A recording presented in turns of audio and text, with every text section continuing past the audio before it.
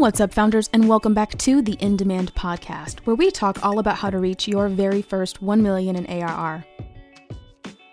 I'm your host, Asia Orangio, and I'm the founder of DemandMaven, where we work with early-stage SaaS companies on reaching their very first growth milestones. Let's do this. Today is actually going to be a continuation of something that we've talked about before on the podcast. And it is going to be all about if you can actually measure your product market fit. Before, I have discussed product market fit in terms of have we built the right product for the right market? And right, of course, being defined by are they paying for it? And are they staying? Are they sticking around? Do they love it? Hopefully they love it. But product market fit is one of those things, again, I have argued before that it's really not an end point. I even don't like saying it's a milestone because it is something that is constantly fluctuating depending on the market or the segment that you're currently acquiring at any given time. However, one of the big questions that comes up whenever it comes to product market fit is, well, can we measure this? How do we know quantitatively? Is that possible? And the answer is, well, yeah, actually it is kind of possible. And the fun part about this is that there are actually many different formulas and KPIs that we can use to identify if we have product market fit from a financial perspective. And then also we'll discuss a little bit about what you can do from a qualitative perspective to identify product market fit.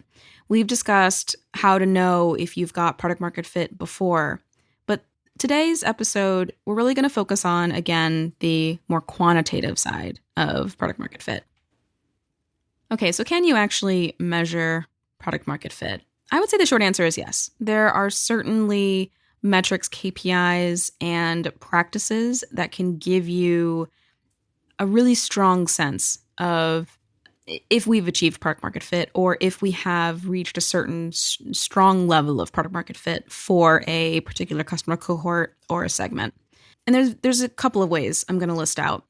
The first way is to do a cohort analysis. Now, cohort analysis, that's a really fancy term for we're basically going to analyze a particular group of our customers or users. Ideally customers. Ideally, these are paying customers that we're actually analyzing.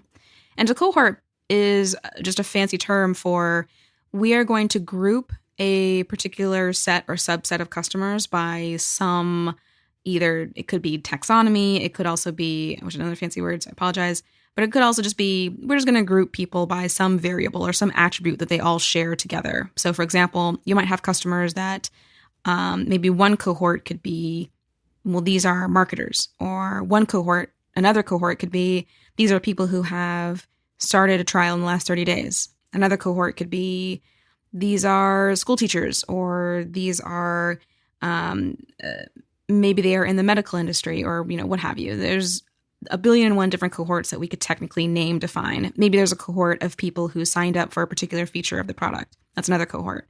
So those are examples of cohorts. This particular cohort is going to be people who have signed up for the product in the last 5 to 6 months and became paying customers. So the first cohort is going to be paying customers of the last 6 months. And if we have retained at least 50%, 50% being the least, because if it were less, then we'd be losing more customers and we're keeping. And if it's more than 50%, then we are keeping more. If it's about 50%, like exactly like on the nose, then it's about the same. It's about break even, which honestly, there are many investors, VCs, and other analysts who very strongly feel that even a 50% is very acceptable after 6 months. But the goal would be to see, are we acquiring at least 50% of our customers, of our paying customers, after 6 months of being customers? And eventually you get to a place to where when you look at your cohort retention after that 6 months, even up to 12 months and beyond, you'll hopefully see that the retention kind of flatlines a little bit. It gets flat. you see this big curve in the beginning where you see, like 80%, 90% retention. And then after the first 6 months to 12 months, maybe you see it start to flatten out a little bit, and it flattens out around that 50% mark. A really strong sign of product market fit.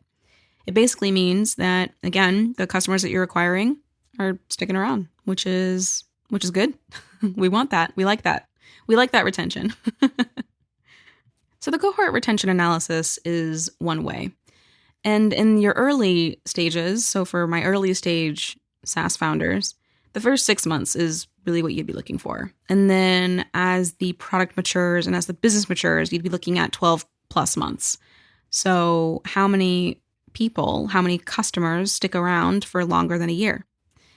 Another incredible KPI to be looking at. And this is a pretty simple metric or KPI to pull from a tool like ProfitWell or Baremetrics or ChartMogul. So I highly recommend using one of those platforms. It probably already has that data inside of it, especially if you do have it connected properly and you do actively use it to just measure the progress of the product in general. But that data is just kind of sitting there. I think I've pulled these reports all the time inside of all of these tools. So in my mind, I can see exactly like where this is, but it's pretty easy to go and pull. In fact, I'm pretty sure if you were to go and look up cohort retention analysis inside of any of those products or on their blogs, they'd probably have a little report about it. Okay, after that, the second one is going to be Net Promoter Score. Net Promoter Score, or NPS, this is one of I think the underrated KPIs or metrics or litmus tests, if you will, for product market fit, because it measures the overall happiness and in other ways, the value add on behalf of any particular customer. Net Promoter Score is really a really simple survey. It's probably the simplest survey that you can send a customer. Usually it's sent in-app. It could also be sent via email or chat, but it's really simple. It's on a scale of 0 to 10. How likely are you to recommend X product to a colleague, a friend, someone? And anything above 8 is great. That's really positive. And then I believe, I could be wrong about this, but I think like 6 and 7, maybe actually also technically 8. I think 6 and 7 are they are much more neutral. And then anything I think below 5 is like a detractor. Like it's, they're not super gung-ho about the product. Or there's definitely a lot of room for improvement. There are many different scales for Net Promoter Score that I highly recommend going and researching. But Net Promoter Score can actually be a wonderful way of gauging, especially on the customer type,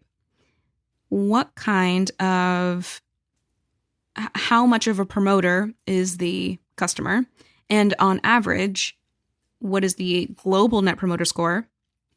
And based off of segments, based off of any number of other data points, who is a true promoter, who has a really high average Net Promoter Score, and then who is not, who is much more of a detractor. These data points, especially when it's sent with a tool that can help you not just identify who the customer itself, which customers gave you really high Net Promoter Scores, which ones did not, and what unites those who gave really high Net Promoter Scores. What about their customer journey or customer experience made that number so high? What about their demographics made that number so high? Same thing for psychographics. Psychographics meaning what were they hoping to achieve? What were they thinking? What were they expecting? What motivated them? And then, of course, demographics meaning job title, industry, role.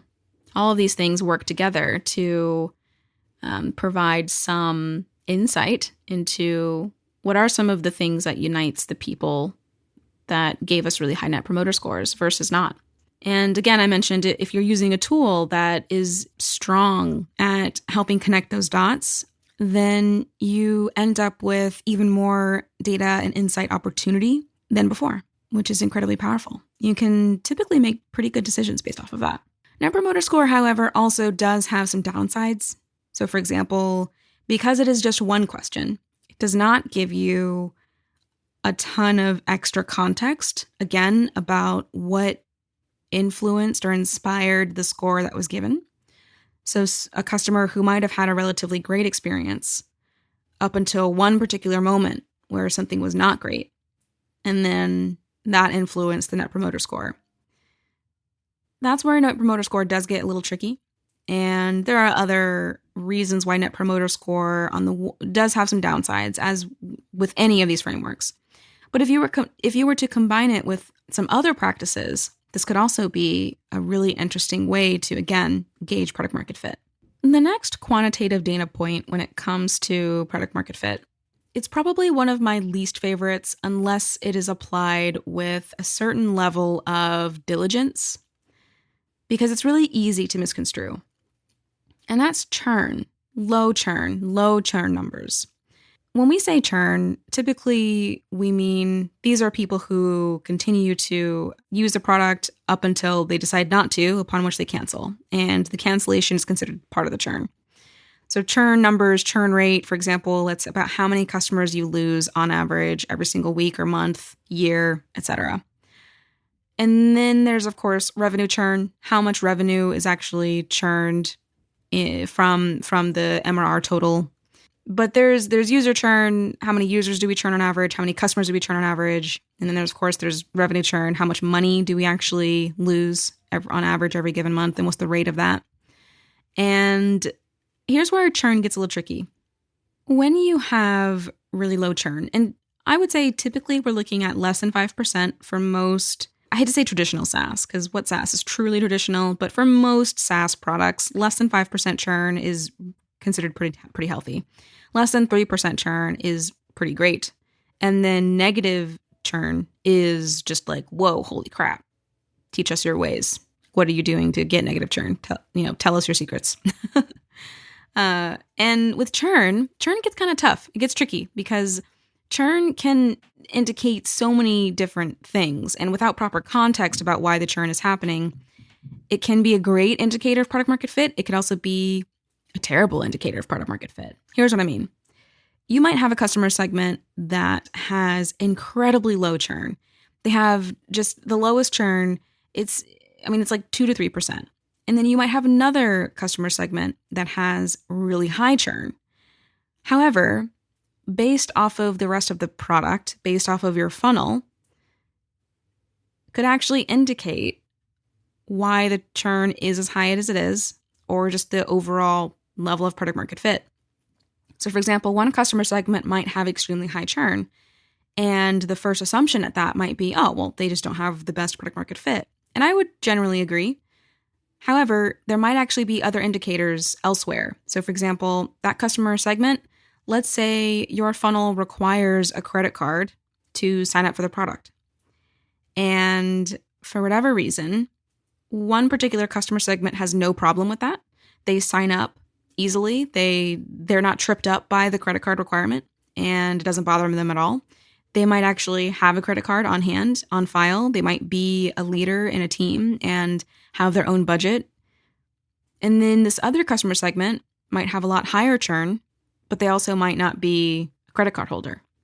The credit card requirement might have an actual implication on their level of churn, whether or not they have challenges with the product or what have you, of course, remains to be discussed. But there are certainly other implications across the entire business that ultimately results in the churn that happens.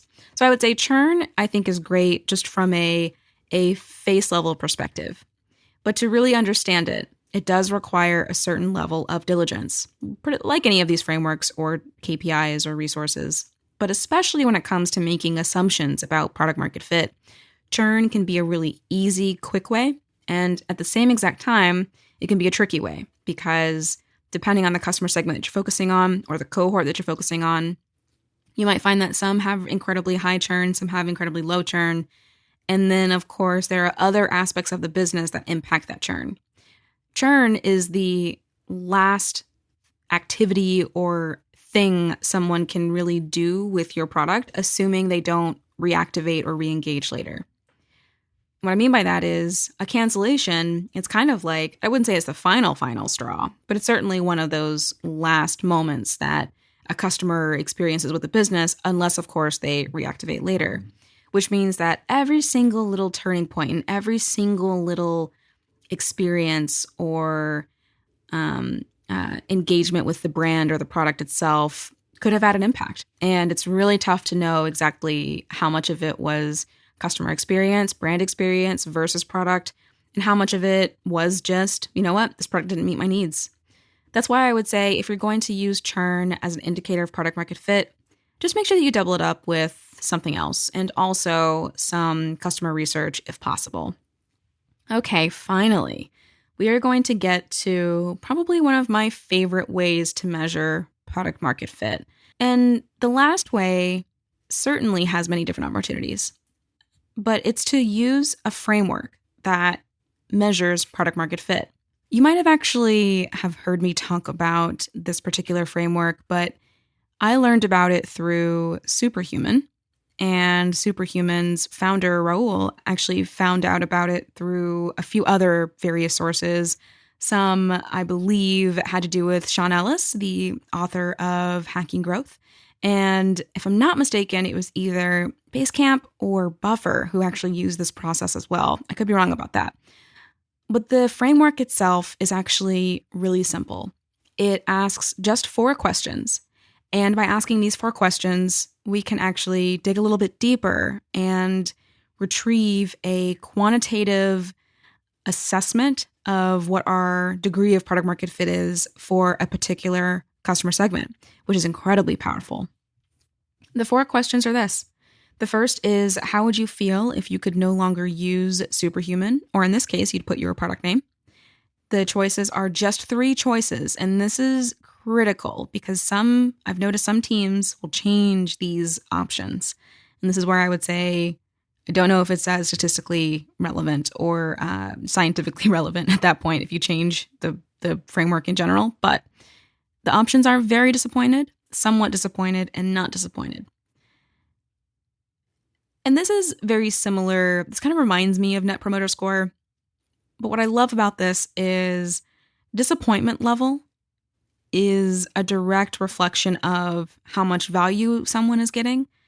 And then therefore, how many other opportunities or options do they have?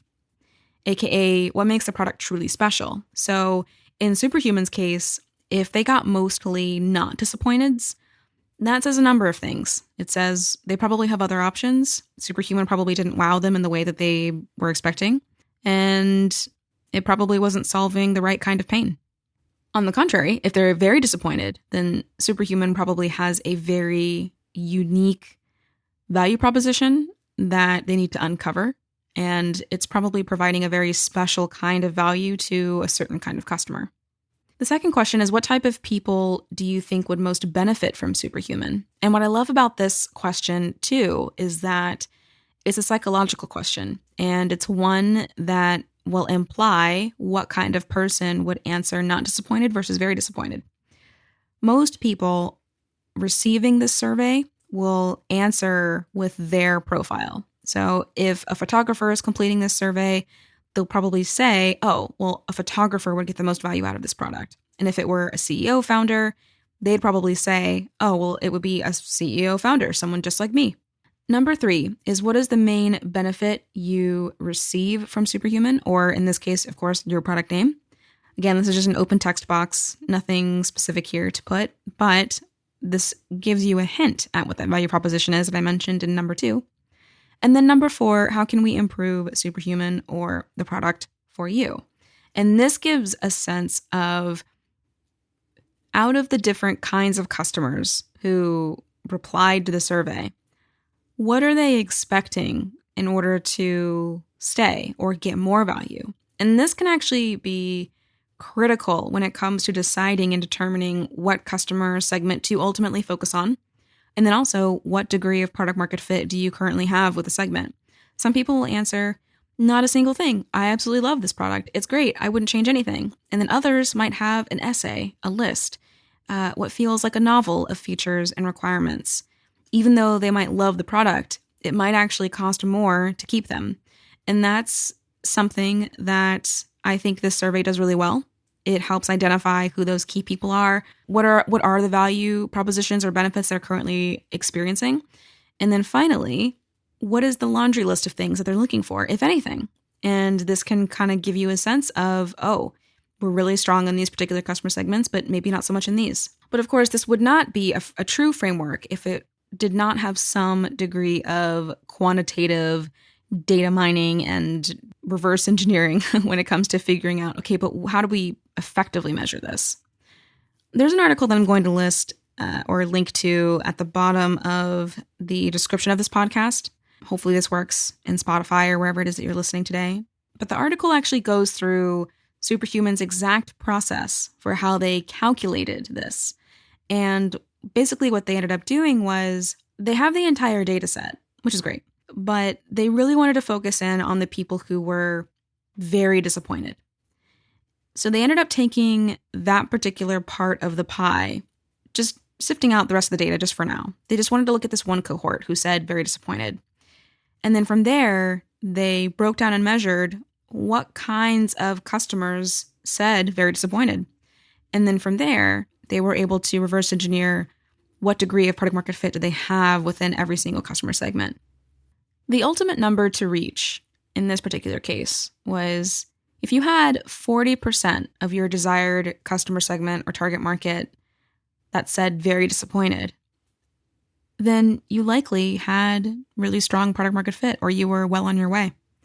If you were less than that, if you had 22% or 32% or whatever other number, then you probably didn't have super strong product market fit.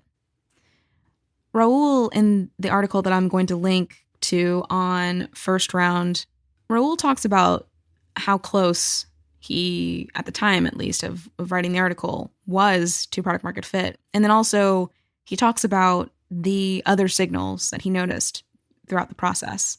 And then, of course, there are breakdowns of exactly how he broke down these numbers and how he really sifted through the data and focused in on one particular data set. But it's pretty inspiring. And it also makes product market fit feel, and seem at least on paper, a lot more achievable and also measurable, which I absolutely love. Okay, so as a quick recap, we just talked about using a framework to measure product market fit. And the one that I'm going to mention is the one that Superhuman did use. I highly recommend leveraging that process throughout your founder journey in general. It doesn't have to be when you are super early stage. This can be for any stage. Any stage can use this particular framework. We talked about cohort retention analysis. So leveraging the data that you already have and analyzing if you keep at least 50% of paying customers after the first 6 months to 12 months, and then of course beyond. Then there's Net Promoter Score. We can use Net Promoter Score to identify and gauge who's getting value out of the product and who'd recommend it. And then finally, we could use Churn. Again, a tricky one because there's lots and lots and lots of implications when it comes to churn. But churn can also be a really quick and easy way to gauge what your level of product market fit is. Thank you guys so much for listening. As per usual, I always hope that this is helpful and that it helps break down some ways that you can start to quantitatively measure your product market fit, and also a little bit of qualitative stuff as well, especially with the Superhuman product market fit framework. Of course, designed, I think, originally by Sean Ellis. So I want to make sure to give credit where credit's due. However, hopefully these are just some simple ways to make it a little bit more crystal clear, even though product market fit is something that can be at least shades of gray. Thank you again for listening. I hope this was helpful. Have a wonderful day, and I'll catch you next time. Bye. As always, thank you so much for spending this time with me. To learn more about how to reach your growth goals for your SaaS business, head on over to DemandMaven.io. You'll find all kinds of free resources, articles, and content. Don't forget to subscribe if you haven't already, and I'll see you on the next one.